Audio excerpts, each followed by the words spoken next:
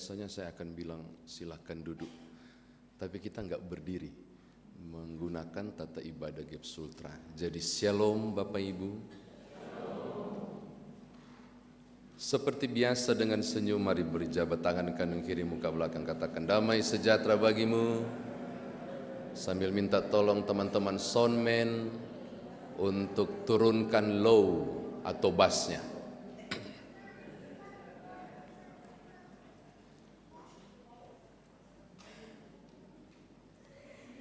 Filemon itu berarti penuh dengan kasih persaudaraan. Ada nama Filemon nggak di sini?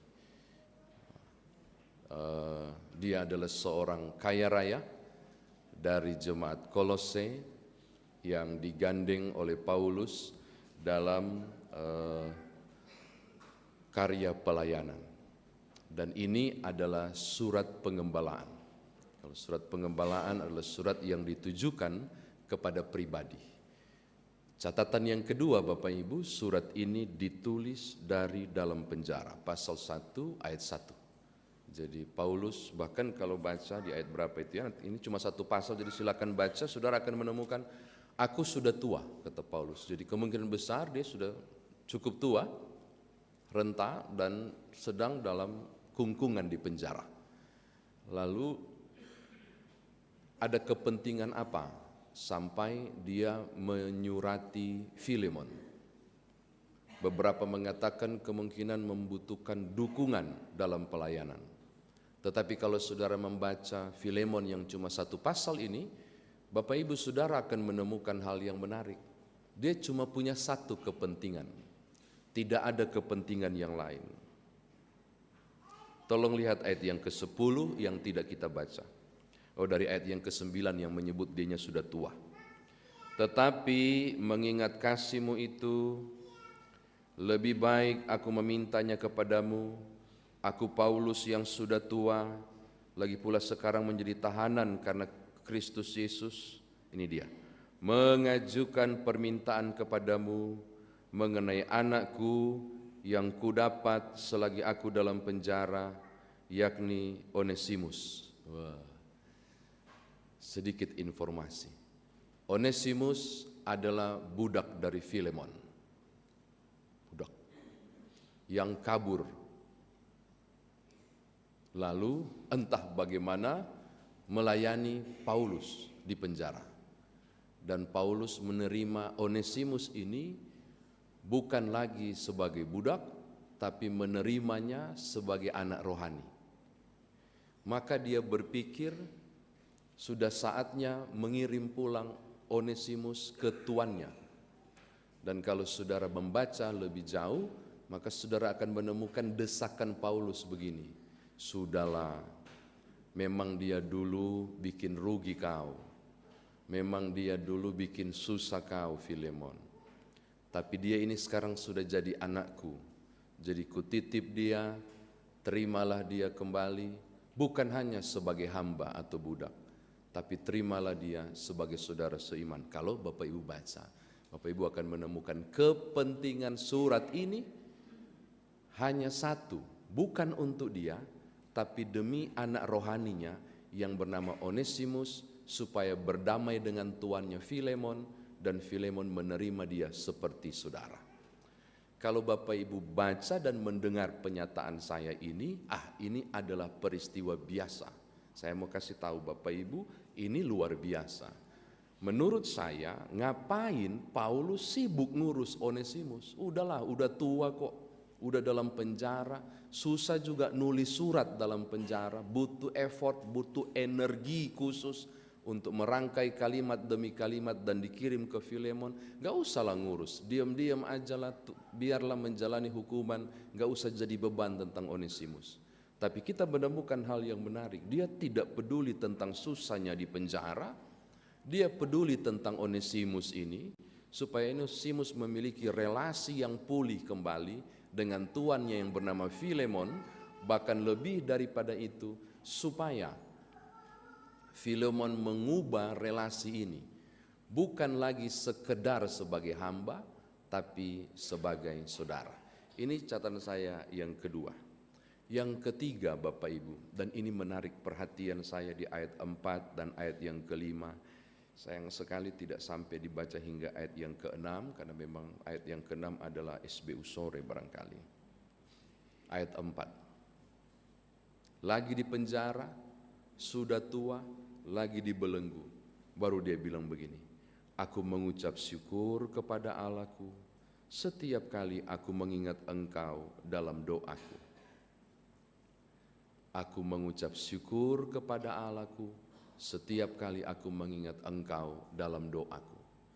Bapak Ibu menangkap ada dua hal yang dibuat oleh Paulus dalam penjara dan dia tuliskan dalam surat.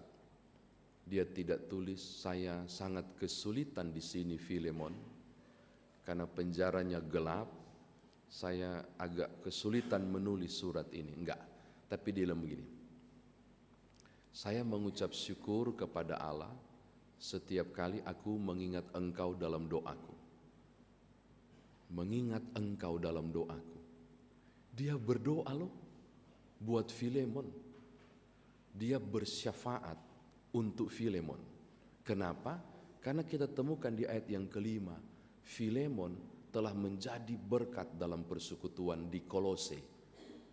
Filemon melaksanakan tanggung jawab yang luar biasa sebagai orang Kristen.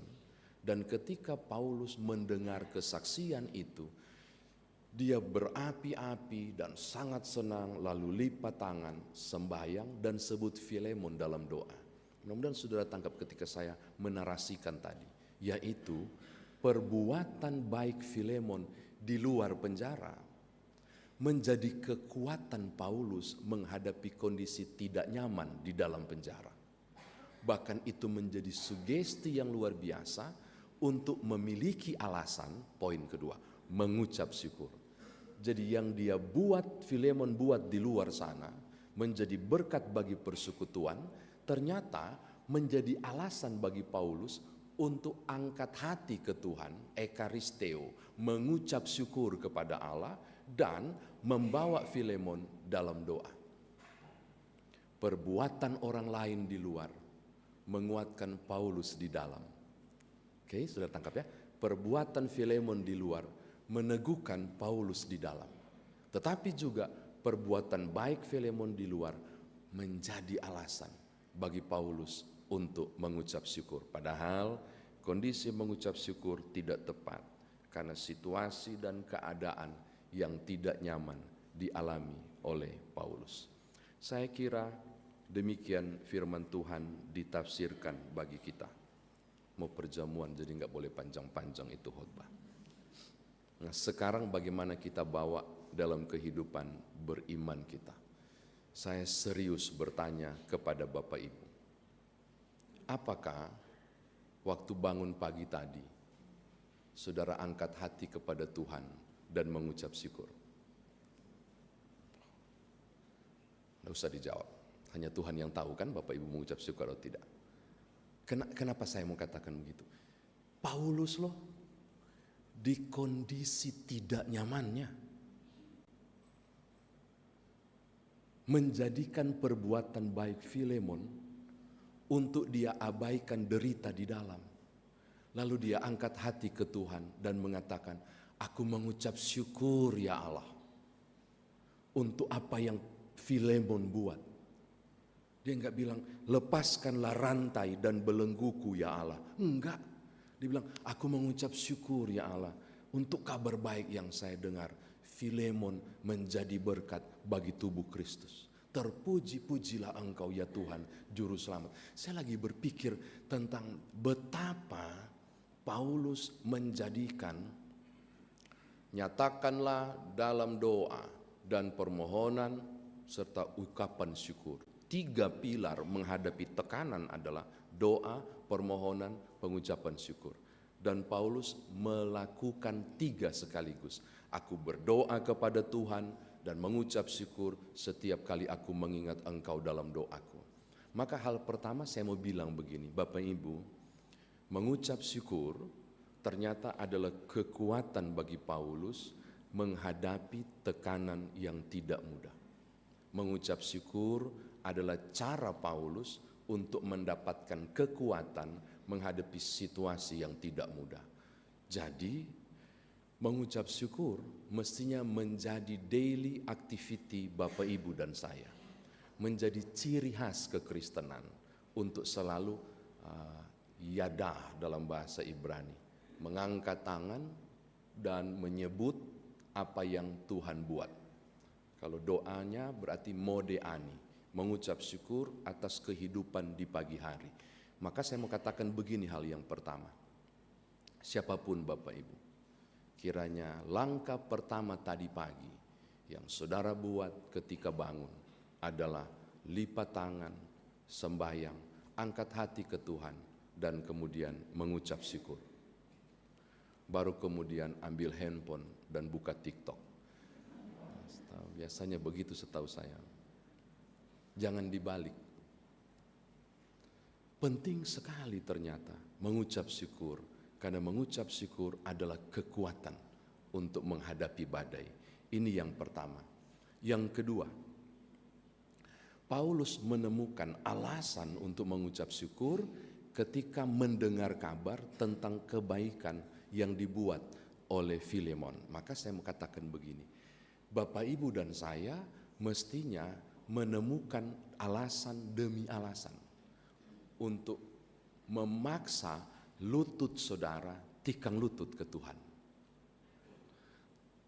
Bukan soal apa yang engkau alami, tapi tentang apa yang Tuhan perbuat di sekitarmu. Bagi Paulus, apa yang Tuhan perbuat di luar sana melalui Filemon menjadi kekuatannya untuk tikang lutut, untuk mengucap syukur. Maka poin kedua mau bilang begini, tiap orang percaya harus mampu melihat dan menemukan alasan bahwa layaklah Allah ditinggikan dan dimuliakan. Orang Kristen harus punya alasan dan temukan alasan tentang arti dia perlu mengucap syukur atau tidak. Kalau buka Ratapan pasal 3, saudara akan menemukan berkat Tuhan itu baru tiap pagi. Maka saya mau katakan begini, tiap bangun pagi itulah alasan cukup kuat Bapak Ibu Saudara mengucap syukur. Berulang kali saya bilang di setiap kesempatan, tidak semua orang yang tidur malam tadi bangun pagi hari ini. Enggak semua. Beberapa orang tertidur dan tidak bangun. Makanya Beadeka Hafikrohul, into your hands I commit my spirit, ke dalam tanganmu kuserahkan nyawaku, yang merupakan doa tidur orang-orang Yahudi adalah keyakinanku untuk menyerahkan rohku kepada Allah ketika tidur, karena aku nggak pernah tahu apakah besok pagi aku bangun. Makanya kalau Bapak Ibu mencari alasan untuk mengucap syukur, nggak usah tunggu ulang tahun, nggak usah tunggu sembuh dari sakit, nggak usah. Bangun pagi itu alasan cukup kuat untuk mengucap syukur. Amin. Ya, alasan cukup kuat untuk mengucap syukur. Ini yang ketiga dan yang terakhir. Mengirim surat ke Filemon ternyata bukan untuk kepentingannya, tapi kepentingan seorang budak yang dalam tradisi Yunani zaman itu, orang ini nggak ada harga Bapak Ibu. Maaf ya saya menggunakan budak, nggak ada harga. Onesimus tuh nggak ada nilai sebenarnya. Dan nginjak dia sampai mati pun it's okay. Dia bukan siapa-siapa, budak kok, nggak perlu dihargai.